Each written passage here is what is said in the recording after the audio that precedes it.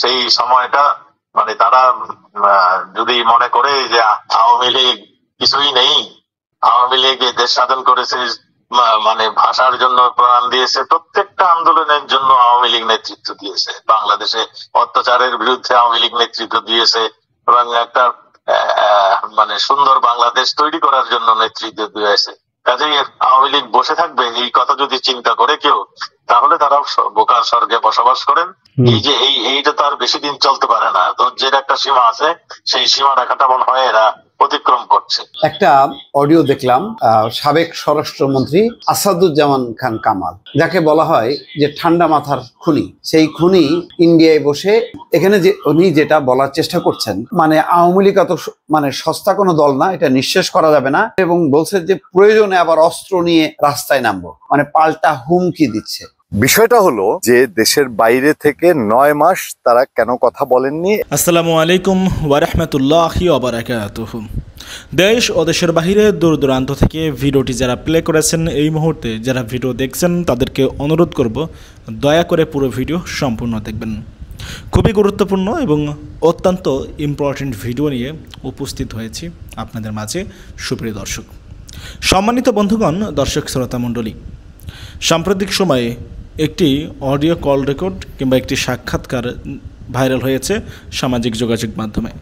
সেই call record কিংবা সেই সাক্ষাৎকারটি ছিল সাবেক স্বরাষ্ট্রমন্ত্রী আসাদুজ্জামান খান কামালের। প্রিয় দর্শক শ্রোতা মণ্ডলী, সেখানে তিনি বলছেন যে প্রয়োজন হলে আবারও অস্ত্র হাতে রাস্তায় নামব। প্রকাশ্যে এভাবে হুঁশিয়ারি দিতে দেখা গেল সাবেক স্বরাষ্ট্রমন্ত্রী আসাদুজ্জামান খান কামালের। তিনি বলছেন সময় মতো আমরা আবারও দেশে ফিরব এবং আবারও ক্ষমতার আসনে আসীন হব। প্রিয় দর্শক শ্রোতা মণ্ডলী, দ্য ওয়াল পত্রিকার এক্সিকিউটিভ এডিটর অমল সরকারকে দেওয়া একটি সাক্ষাৎকারে এমনই বক্তব্য রাখে সাবেক স্বরাষ্ট্রমন্ত্রী পলাতক আসাদুজ্জামান খান কামাল। সাবেক পলাতক স্বরাষ্ট্রমন্ত্রী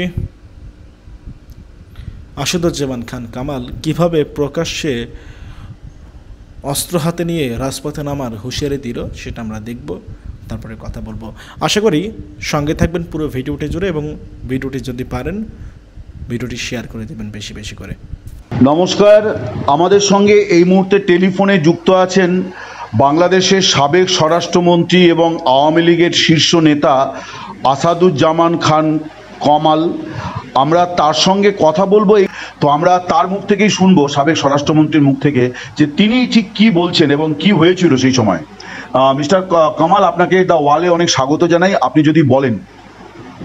দেখুন, ঘটনাটাতে এত মানে পরিবর্তন, মানে প্রতি ঘন্টায় ঘন্টায় পরিবর্তন হয়েছে, আমরা ঠিক এগুলির জন্য প্রস্তুত ছিলাম না। আমরা প্রথমে দেখলাম ছাত্ররা কোটা বিরোধী একটা আন্দোলন শুরু করেছে, মুক্তিযোদ্ধারা 30% কোটা পেত এবং অন্যান্য মহিলারা 10%, এবং পার্বত্য চট্টগ্রাম মানে 3টে পার্বত্য ডিস্ট্রিক্ট সেখানের কোটা ছিল, আরো অনগ্রসর জাতির জন্য কোটা ছিল। এই সবগুলো মিলিয়েই কোটা সিস্টেমটা চালু ছিল এবং তার এগেইনস্টে ছাত্ররা আন্দোলন করেছিল। প্রথম একবার আন্দোলন করেছিল, মাননীয় প্রধানমন্ত্রী আন্দোলনের ছাত্র থেকে ডেকে বলল যে কোটা সিস্টেম আমি বাতিল করে দিলাম। পরে 2-3 জন মুক্তিযোদ্ধার সন্তানেরা তার উপর এইটার জন্য আপিল করে, কোর্টে সেই আপিলে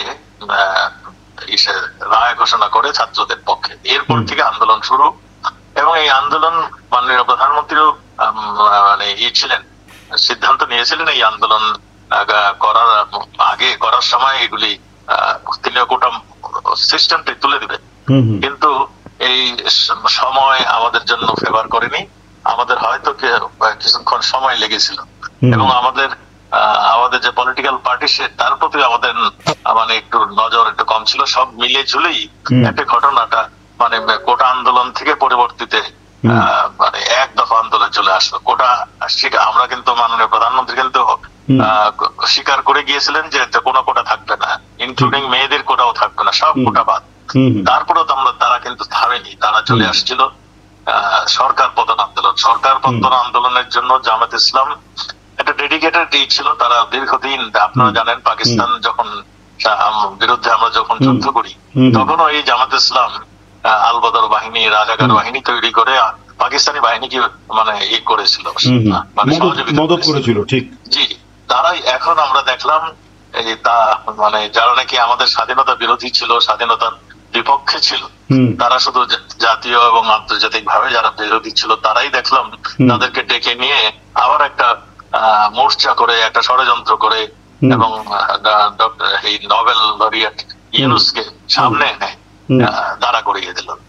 এরপরে যে ঘটনাগুলি আপনারা সবাই দেখেছেন, পুলিশ তাদের জীবন রক্ষার্থে, তারা তাদের থানার অস্ত্র রক্ষার্থে, আমাদের জেলখানা তাদের বন্দীদের রক্ষার্থে তারা বাধ্য হয়ে মানে তাদের সেলফ ডিফেন্স কিংবা তাদের অস্ত্র রক্ষার্থে তারা মানে শেষ পর্যন্ত যেটা ইউজ করতে হয় সেটা করেছে।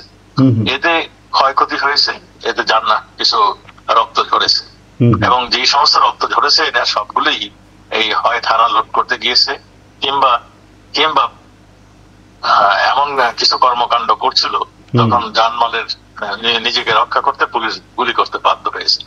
ঘটনাটা ঠিক এরকমই হয়েছিল। এখন এগুলিকে নানাভাবে নানা কৌশলে এগুলিকে সাজিয়ে মানে মাননীয় প্রধানমন্ত্রীর নামে এবং আমি যেহেতু আমি হোম মিনিস্টার ছিলাম আমার নামে এবং পুলিশের যিনি প্রধান তার নামে এই মানে ঘটনাগুলো কিন্তু শুধু পুলিশ একা করেনি।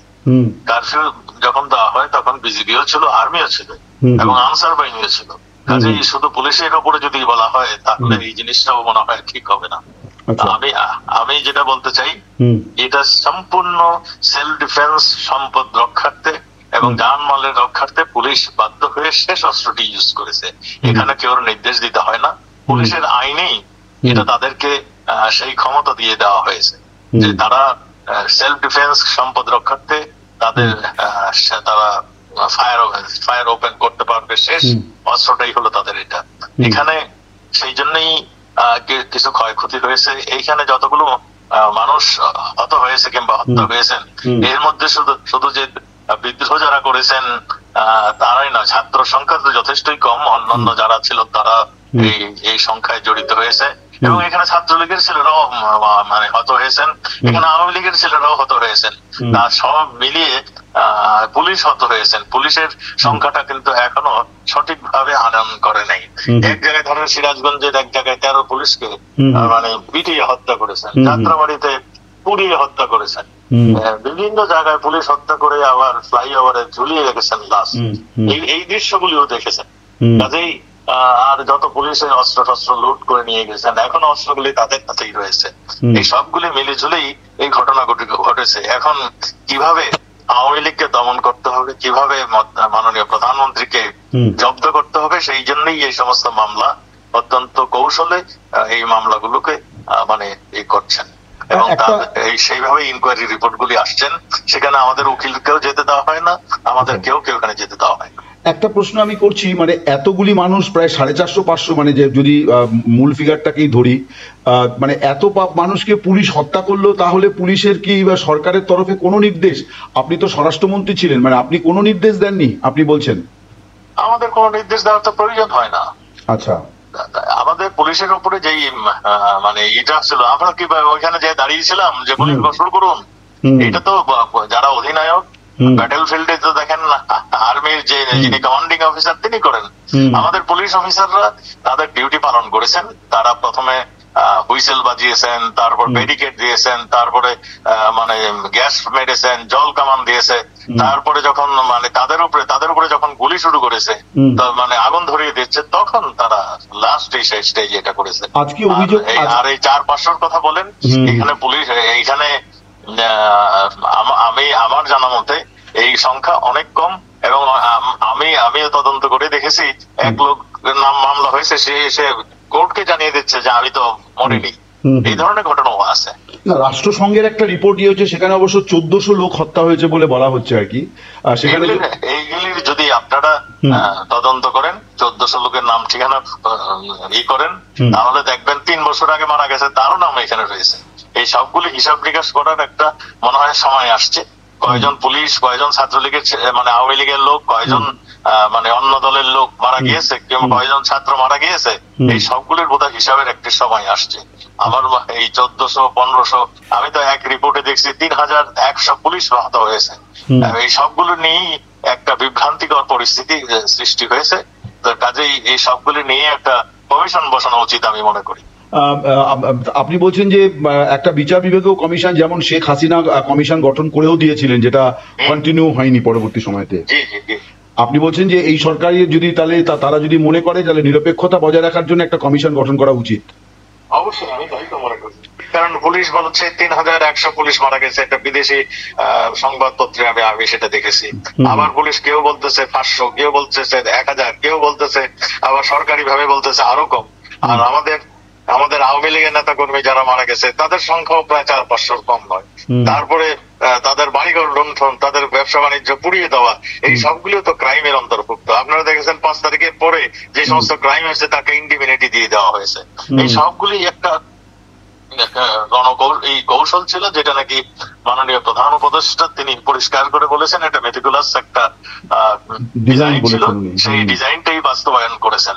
এবং আমরা এখন তাই দেখছি, সেই ডিজাইনই একের পর এক আমাদের স্বাধীনতার উপরে আসছে, আমাদের জনগণের স্বার্থের উপরে আসছে, আমাদের দেশের স্বার্থের উপরে আসছে। সেইগুলো আমরা দেখছি এবং আপনারাও দেখছেন। একটা জিনিস বলি, মানে এত বড় একটা ঘটনা ঘটে গেল, হয়তো আচমকাই ঘটলো। আপনি স্বরাষ্ট্রমন্ত্রী ছিলেন, স্বরাষ্ট্র দপ্তরের অনেকগুলি এজেন্সি কাজ করে স্বরাষ্ট্র দপ্তরকে ইনপুট দেওয়ার জন্য। কোনো জায়গা থেকে আপনারা এটা জানতে পারলেন না, তো এটা কি গাফিলতি নাকি এটাও একটা ষড়যন্ত্র ছিল যে আপনাদের? প্রথম কথা আমি বলে দিই, এনএসআই যেটা ন্যাশনাল সিকিউরিটি ইন্টেলিজেন্স যেটা, সেটা মাননীয় প্রধানমন্ত্রীকে রিপোর্ট করেন, এটা আমাকে রিপোর্ট করেন না। ওনার 7 দিন পরে পরে তারা একটা আমাকে সামারি দেন। সেকেন্ড থিং হলো ডিজিএফআই, সেটাও মাননীয় প্রধানমন্ত্রী এবং প্রধান সেনাপতিকে রিপোর্ট করেন, এবং আমাকে 7 দিন পরে পরে ইম্পর্টেন্ট কিছু হলে আমাকে 7 দিন কিংবা 15 দিন পরে পরে আমাকে এটা রিপোর্ট করে। আমাদের যেটা পুলিশের সেটা এসবি, সেটাও মাননীয় প্রধানমন্ত্রীকে যে রিপোর্ট করতেন, আমাকেও একটা রিপোর্টের কপি পাঠাতেন। আমরা এইগুলি সবগুলি লক্ষ্য করেছি, এইগুলির ভিতরে তেমন কোনো পূর্বাভাস, এমন কোন সংকেত সেটা এখানে আমি দেখিনি। আমি যেগুলি দেখেছি, মানে এই ধরনের যে একটা ঘটনা ঘটে যাচ্ছে, একটা বৈদেশিক একটা চক্রান্ত আসছে, একটা টাকার একটা ফ্লো আসছে, কিংবা একটা যেটাকে ডক্টর ইউনূস আমেরিকায় যে পরিচয় করে দিল, এরা হলো ওই যে আমাদের হিজবুত বাহিনীর নেতাকে বললো ইনি হলো মাহফুজ আলমকে উনি মাস্টারমাইন্ড বলেছেন। হ্যাঁ, জি, যে মাস্টারমাইন্ড। এই সবগুলো আমরা আমাদের গোয়েন্দা বাহিনী, আমি এখানে বলবো তারা ফেল করেছে, নতুবা তারাও ষড়যন্ত্রের শিকারের মধ্যে ছিল। আচ্ছা, মানে এইটা আপনি নিশ্চিত করে বলতে চান না যে তারা ষড়যন্ত্রকারী? আপনি বলছেন যে তারা ফেল করেছে অথবা ষড়যন্ত্রকারী। আচ্ছা, তো এমনি যেহেতু আপনি স্বরাষ্ট্রমন্ত্রী ছিলেন, আপনি কি কোনোভাবে এই পরিস্থিতির কোনো দায় নিচ্ছেন, কোনো মরাল দায় আপনি নিচ্ছেন? যেহেতু আপনি স্বরাষ্ট্রমন্ত্রী ছিলেন এবং পুলিশের বিরুদ্ধে হত্যার অভিযোগ উঠেছে, তো আজকে আপনার বিরুদ্ধেও মানে রিপোর্ট পেশ হলো এবং সম্ভবত নতুন করে গ্রেপ্তারি পরোয়ানাও জারি হবে। সবকিছুই হবে, এরা সবকিছুই চেষ্টা করবে। আমরা দেশটাকে স্বাধীন করেছিলাম, আজকে আমরা সেই পরাজিত সৈনিকরা আবার দেশ দখল করেছে, এইটি হলো সবচেয়ে বড় কথা। এবং তারা কি করবে, আমরা যুদ্ধ অপরাধীদের ফাঁসি দিয়েছি, এখন আমরা যারা যুদ্ধ করেছি তাদেরকে ফাঁসি দিবে, এইটাই তো তাদের প্ল্যান, তাদের প্রোগ্রাম এইটা। এবং সেই জন্যই তারা তৈরি হচ্ছে। এখন আপনারাই লক্ষ্য করবেন, আমরা যারা মুক্তিযোদ্ধা আমাদেরকে একে একে ফাঁসি দিবে, সেই রকমই তারা প্রস্তুতি নিচ্ছে। তো মানে আপনারা মুক্তিযুদ্ধ করে একটা দেশ তৈরি করেছিলেন, মানে যেটা বিরল একটি ঘটনা পৃথিবীতে, যে একটা জাতি রাষ্ট্র গঠন ভাষার ভিত্তিতে। তো আমার বক্তব্য হচ্ছে যে আজকে যখন আপনারা বলছেন যে যুদ্ধবিরোধীদের হাতে দেশ চলে গিয়েছে, তো এবং সম্প্রতি আওয়ামী লীগের কার্যকলাপ নিষিদ্ধ ঘোষণা করা হয়েছে, এবং আজকে তাজুল ইসলাম চিফ প্রসিকিউটর তিনি যে রিপোর্ট পেশ করেছেন, সেখানে তিনি ট্রাইব্যুনালের কাছে আর্জি করেছেন যে আওয়ামী লীগের এই কার্যকলাপটাকে নিষিদ্ধ ঘোষণা করা, কারণ এগুলো সবই নাশকতামূলক কাজ। তো সম্ভবতই বোঝা যাচ্ছে যে আওয়ামী লীগ হয়তো নিষিদ্ধ হয়ে যাওয়ার সম্ভাবনাও হয়তো আগামী দিনে প্রকট হবে। তো আওয়ামী লীগ কিভাবে ঘুরে দাঁড়াবে সেক্ষেত্রে? মানে গণতান্ত্রিক পদ্ধতিতে আন্দোলনের তো কোনো রাস্তা দেখা যাচ্ছে না। এটা দেখুন, মুক্তিযুদ্ধ তো কেউ বলে দিতে হয়নি, ঠিক বঙ্গবন্ধু ডিফারেন্সটা ধরিয়ে দিয়েছে। তিনি প্রথম 6 দফা ডাক দিয়েছিলেন, 6 দফা ডাক দেওয়ার পরে তিনি স্টেপ বাই স্টেপ তিনি গণতন্ত্রের পথে ধরেই এগিয়েছিলেন। তিনি সংখ্যাগরিষ্ঠ হয়ে তাকে তার ক্ষমতা দেওয়া হলো না, তারপরে তার বাধ্যকে স্বাধীনতার ডাক দিয়েছিলেন। আমাদের দেশের যা শুরু হচ্ছে কাজেই আমাদেরকেও সেই দিকেই ঠেলে নিয়ে যাচ্ছে। আমার কাছে সেটাই মনে হয়। আপনার প্রশ্ন ঠিক সেই রকমই আপনি ইঙ্গিত দিচ্ছেন। আমার প্রশ্ন আমি আর একটু স্পষ্ট করে বলি। বঙ্গবন্ধু বলেছিলেন শেষ ডাক, যার হাতে যা আছে তাই নিয়ে নেমে পড়তে হবে, মানে একজনও পাক সেনা বাংলাদেশের মাটিতে থাকা পর্যন্ত তাদেরকে তাড়াতে হবে। তাহলে তো সেটাই আমি বলছি, সেই সময়টা মানে তারা যদি মনে করে যে আওয়ামী লীগ কিছুই নেই, আওয়ামী লীগ দেশ স্বাধীন করেছে, মানে ভাষার জন্য প্রাণ দিয়েছে, প্রত্যেকটা আন্দোলনের জন্য আওয়ামী লীগ নেতৃত্ব দিয়েছে, বাংলাদেশে অত্যাচারের বিরুদ্ধে আওয়ামী লীগ নেতৃত্ব দিয়েছে এবং একটা মানে সুন্দর বাংলাদেশ তৈরি করার জন্য নেতৃত্ব দিয়েছে। কাজেই আওয়ামী লীগ বসে থাকবে এই কথা যদি চিন্তা করে কেউ, তাহলে তারা বোকার স্বর্গে বসবাস করেন। আওয়ামী লীগ অবশ্যই এখন যে ট্রমাটাইজড হয়ে গিয়েছে, আমাদের সিম্পল কর্মী তার বিরুদ্ধে মামলা, আমাদের ক্যাপাসিটি ছিল 80,000 এই যে প্রিজনে বন্দি ধরার, এখন আছে 1,26,000। আমার মধ্যে মনে হয় কিছু দিনের মধ্যে এটা 2 লাখে পরিণত হবে। কাজেই এই যে ধরছে কোনো জামিন দিচ্ছে না, মানে কোর্টে গেলে আমাদের উকিল সাহেবদেরকে বেজ্জতি করে কোর্টের থেকে পাঠিয়ে দিচ্ছে, যারা মুক্তি পাচ্ছে জেলখানার গেইটে তাদের ধরে পিটানো হচ্ছে। এই যে এইটা তো আর বেশি দিন চলতে পারে না। ধৈর্যের একটা সীমা আছে, সেই সীমা রেখাটা মনে হয় এরা অতিক্রম করছে। কাজেই আপনি যেগুলি বলছেন, আমরা বঙ্গবন্ধুর সৈনিক, বঙ্গবন্ধু দেশকে স্বাধীন করে গেছে, এ দেশের মানুষ এখনো ভুলে নাই। কাজেই আমি মনে করি এ দেশের মানুষ ঘুরে দাঁড়াবে। আর মানে আপনি যা বলছেন পরিস্থিতি যে জায়গায় গেছে এবং আপনি যা কমিটমেন্টের কথা বলছেন, তাতে তো আরেকটা মানে অস্ত্র হাতে গেরিলা যুদ্ধের দিকে এগোচ্ছে। এখন তাদের হাতে যে সমস্ত অস্ত্র রয়েছে, এগুলি যদি আমাদের এই নিরাপত্তা বাহিনী বলুন, আমাদের সামরিক বাহিনী বলুন, এরা যদি কালেকশন না করে, তাহলে তো আমরা যখনই আমরা ঘরের থেকে বের হবো তারা গুলি করবে। কাজেই এখন প্রশ্নই আসে, তাহলে আমরা বসে থাকবো? আমাদের হাতে ওই যে বঙ্গবন্ধু বলছিলেন, যাতে যা কিছু দা বঠি যা আছে তাই নিয়ে বের হয়ে যাবে আমাদের মানুষ। তার মানে আপনি বলছেন যে দেশকে মুক্ত করার জন্য আওয়ামী লীগ আরেকটা মুক্তি সংগ্রাম করতে হবে? আমি এটা এখনো বলি নাই, আমরা এখনো ধৈর্য ধরে আছি। আমরা শেষ মুহূর্তে বঙ্গবন্ধু যেমন ধাপের পর ধাপ আন্দোলনকে এগিয়ে নিয়ে গিয়েছিলেন, আমরাও ঠিক সেই রকম ভাবে আমরা শেষ মুহূর্ত পর্যন্ত আমরা অপেক্ষা করছি। আমরা তারপরে আমরা বসে থাকবো না। ওই বঙ্গবন্ধু আমাদের শিখিয়েছে, রক্ত যখন দিয়েছি আরো দিব, দেশকে মুক্ত করে সারবো ইনশাআল্লাহ। 7ই মার্চের ভাষণ, জি আপনাদের সেটাই এখন পাথেও আপনি বলছেন। আপনি একটা কথা বলছিলেন যে আপনাদের আইনজীবীদের দাঁড়াতে দেওয়া হচ্ছে না, আপনারা কি এই বিচার ব্যবস্থাকে গ্রহণ করছেন না বর্জন করছেন? আমি যেখানেই যাচ্ছি সেখানেই আপনাদের মতন সাংবাদিকদের অন্য কোন বিদেশি নাগরিকদের দেখা হলে আমি এইটাই রিকোয়েস্ট করি, আমাদের জন্য যদি কিছু আপনাদের করণীয় থাকে, আমাদের জুডিশিয়ারি সিস্টেমটাকে নিউট্রালাইজ করে দিন। জুডিশিয়ারি সিস্টেমে যেন যে আমাদের মানুষগুলো বিচার পায় সেই ব্যবস্থাটা করুন। এই ট্রাইব্যুনালকে কি আপনারা গ্রহণ করছেন না বর্জন করছেন? এই যে ট্রাইব্যুনালের বিচার, অবশ্যই বর্জন করছি। আমরা সেই জন্যই তো বলছি, জুডিশিয়ারি সিস্টেমটা করাপ্ট হয়ে গিয়েছে, একপেশে হয়ে গেছে, দুর্নীতিবাজ হয়ে গিয়েছে। মানে জজ সাহেবরা মানে এই ইঙ্গিত না পেলে কলম ধরেন না, ইঙ্গিত পেলেই কলম ধরেন, আর না হলে বসেই থাকেন। আপনারা নিজেরও যে লক্ষ্য করেছেন নিশ্চয়ই। কোন সাংবাদিক কোনো কথা বলতে পারে? কোন সাংবাদিক এখন পর্যন্ত এই সরকারের ভিতরে কোনো কথা বলেছে? কাজেই এগুলো সবই আপনারা দেখেছেন। বেশ, অনেক ধন্যবাদ আপনাকে, আপনি ভালো থাকুন। আপনিও ভালো থাকুন। আমাদের সবারই হয়েছে মুশকিল। এরা এতই ভয়ানক, এরা এতই নৃশংস। এই ধরেন আমাদের এই যে আমি ইন্টারভিউ দিলাম, দেখেন না আমার বন্ধু বান্ধব পরিচিত আত্মীয় স্বজনের বিরুদ্ধে এইটার জন্য তারা আবার নতুন করে ষড়যন্ত্র শুরু করবে। আসসালামু আলাইকুম। একটা অডিও দেখলাম সাবেক স্বরাষ্ট্রমন্ত্রী আসাদুজ্জামান খান কামাল, যাকে বলা হয় যে ঠান্ডা মাথার খুনি। সেই খুনি ইন্ডিয়ায় বসে একটা ইউটিউব চ্যানেল 1A নিউজ, এটি সম্ভবত ভারতীয় কোনো চ্যানেল, খুব আদো আদো করে প্রশ্নগুলো করছে, শক্ত কোনো প্রশ্ন না।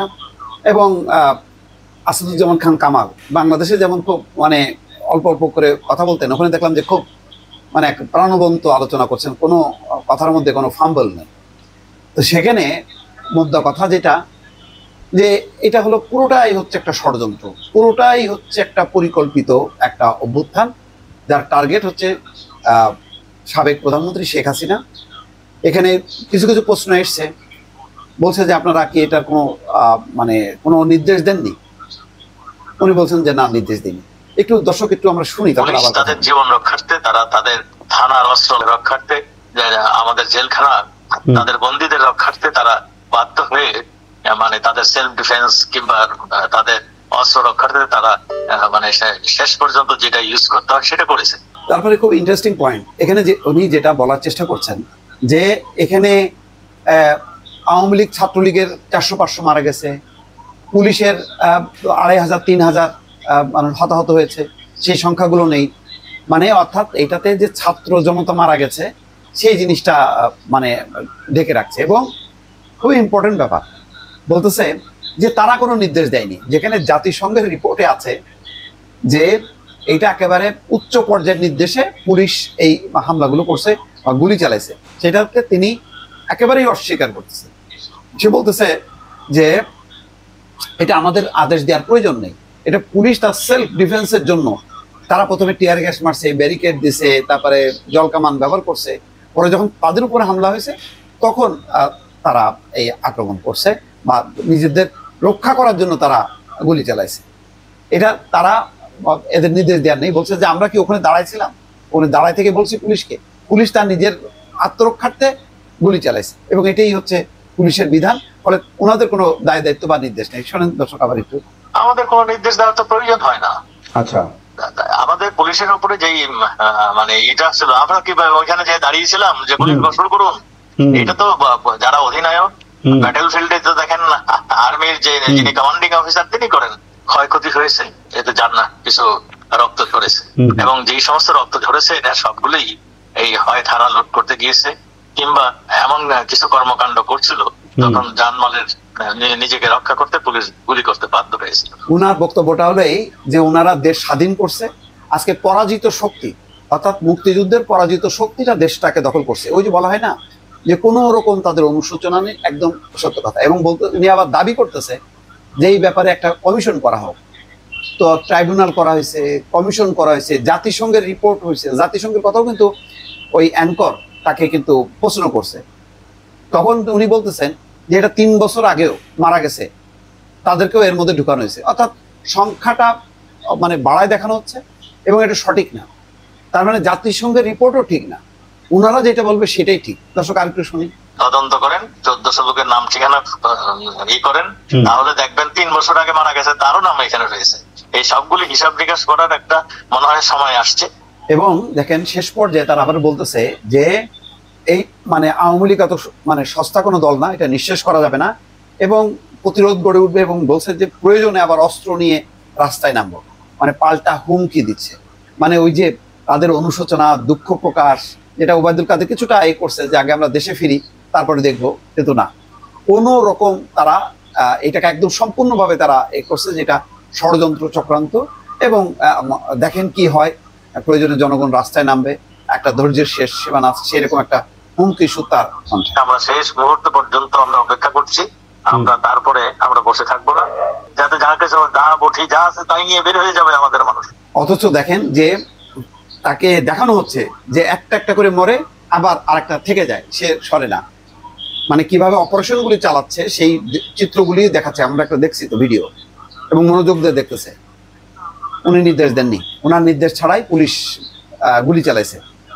এই হলো, ওনারা কোনোদিনও স্বীকার করবেন না, ওনারা এর দায়িত্ব নেবেন না। এখন পুলিশের ঘাড়ের উপরে চাপাই দিয়ে ওনারা বাঁচার চেষ্টা করতেছে। আবার দরদও দেখাচ্ছে যে এখানে পুলিশের অনেক নিহত হয়েছে, তাদের বিচার কোথায়, তাদের বিষয়টা আনা হচ্ছে না কেন, আওয়ামী লীগের নেতাকর্মী মারা গেছে, তাদের বিষয়টা আনা হচ্ছে না কেন। এইভাবে একটা বিভ্রান্তি, এবং এটাই আসলে তাদের রাজনৈতিক স্ট্যান্ড, যে এই যুদ্ধ অপরাধের ট্রাইব্যুনালকে বিতর্কিত করা, এই বিচার সঠিক না। এইভাবে কিন্তু ওনাদের দৃষ্টিতে ওই যে যুদ্ধ অপরাধের বিচার আবার সব সঠিক। ওনাদের যা যা কাজ, গুম খুন গত 15 বছরে যা যা করছে সব ঠিক আছে, এখানে কোনো ভুল নাই। এখানে জাতিসংঘ, গুম কমিশন যাই বলুক না কেন, অথবা আমেরিকান স্টেট ডিপার্টমেন্ট নিষেধাজ্ঞা দিছে, তাদের এই বিচার বহির্ভূত হত্যাকাণ্ডের ব্যাপারে, এগুলো সব কিছু মিথ্যা। ওনাদের কাজগুলি একদম সহি, কোনো ভুল নেই।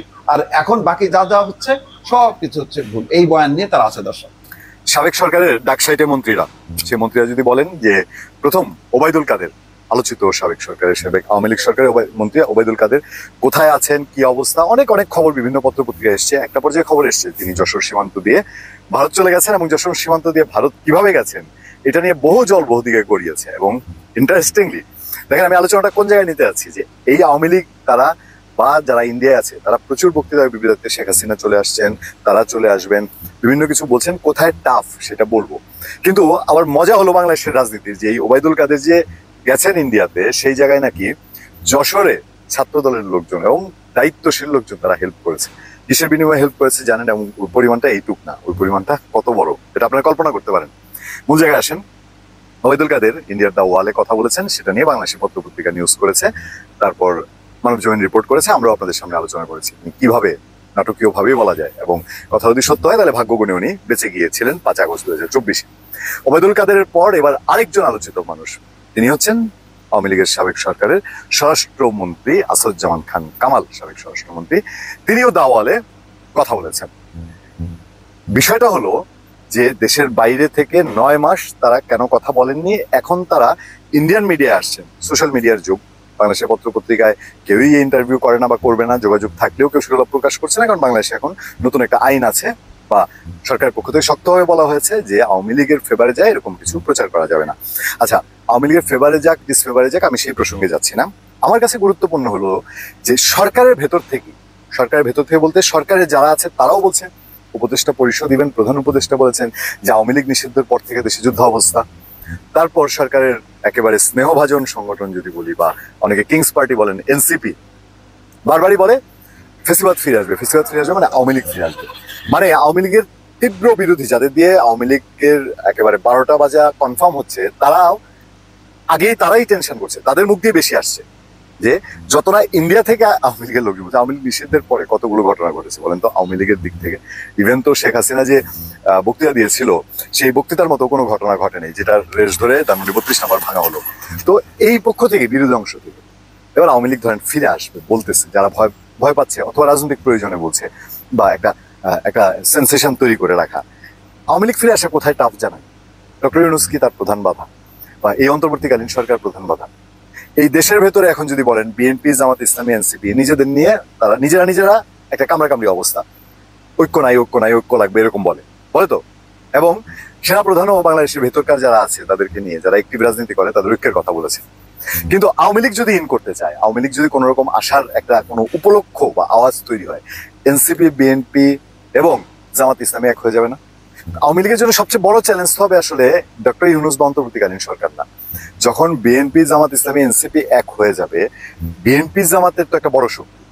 আবার আওয়ামী লীগের নেতারাই বলছেন, এবং মোটামুটি অনেক জায়গায় এটা প্রতিষ্ঠিত, অনেকে বলে যে শুধুমাত্র তখন বৈষম্য বিরোধী আন্দোলন বা কোটা বিরোধী আন্দোলন না, তখন ইন্টারন্যাশনালি এবং বিশেষ করে পাকিস্তানের দিক থেকে এমন একটা কিছু করার চেষ্টা করা হয়েছে যে তারা যেন 71-এর বদলা নিতে পারে, এবং পাকিস্তানের বহু জঙ্গি সংগঠন এবং কথাবার্তা বলছে।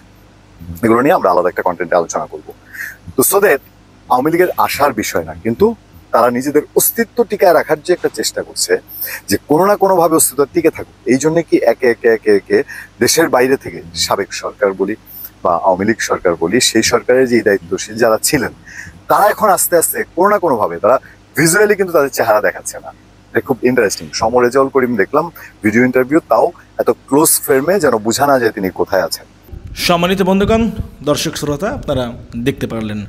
ব্যক্তিগত অভিমত অভিব্যক্তি অবশ্যই মতামতটা জানাবেন কমেন্ট করে আপনারা কি বলতে চান। সাবেক পলাতক স্বরাষ্ট্রমন্ত্রী আসাদুজ্জামান খান কামাল দ্য ওয়ালের এক্সিকিউটিভ এডিটর অমল সরকারকে দেওয়া এই সাক্ষাৎকারে, এই কল রেকর্ডে তিনি বলেছেন যে প্রয়োজনে আবারও অস্ত্র হাতে তারা রাজপথে নামবে। এই হুঁশিয়ারিটা আপনারা কীভাবে নিচ্ছেন? আপনারা কি বলতেছেন এই স্বরাষ্ট্রমন্ত্রী আসাদুজ্জামান খান কামালকে? প্রিয় দর্শক শ্রোতা মণ্ডলী, বাংলার মানুষ এদেরকে খুঁজতেছে। এরা দেশের বাইরে বসে পালিয়ে, দেশের বাইরে চলে গিয়ে এখন ভারতে বসে তারা হুঁশিয়ারি দিচ্ছে প্রয়োজন হলে তারা নাকি আবারও রাজপথে অস্ত্র হাতে নামবে। অনেকে অনেক ধরনের মন্তব্য করছে। আসলে কি বলবো, এই যে স্বরাষ্ট্রমন্ত্রী আসাদুজ্জামান খান কামাল এই হুমকি কিংবা এই হুঁশিয়ারি দিচ্ছে, এই হুঁশিয়ারি কিংবা এই হুমকি কোনো আসর করবে না বাংলাদেশে। বাংলাদেশের মানুষ বলছে যে আসাদুজ্জামান খান কামাল তুমি দেশে ফিরে আসো, তারপরে তুমি অস্ত্র হাতে রাজপথে নেমো। প্রথমত দেশের মাটিতে তো পা রাখো, সেই সৎসাহস যদি থেকে থাকে। আপনারা জানাবেন কি বলতে চান, আপনাদের মতামত, ওপিনিয়নটা কি, আপনারা কি বলবেন। ভালো থাকবেন, আল্লাহ হাফেজ।